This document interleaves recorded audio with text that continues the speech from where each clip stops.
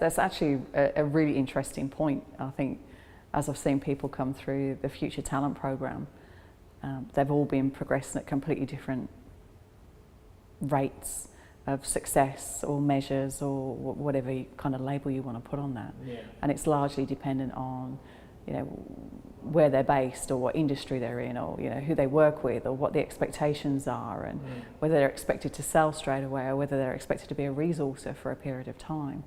And I had a really interesting conversation with a client the other day who said that there was someone in his business that had got some quick wins and some easy wins. So they'd build 75k in their first quarter. Yeah, wow. And they were like, whoa, yeah, we're in.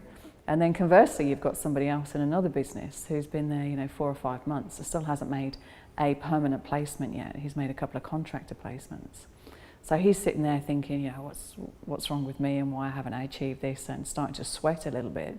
And his employers are completely comfortable with his progress, and they've got no issues with that. They trust him and they trust the process, and he's done some great work in other areas.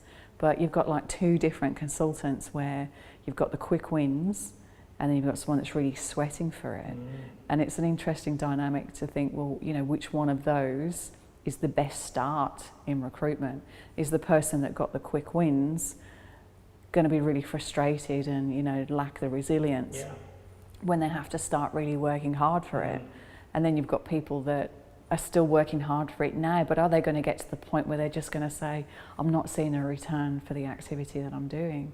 So it's a really interesting dynamic. It's like, which one's the best way to start and which one's the best way to kind of carry on? It's interesting. Yeah.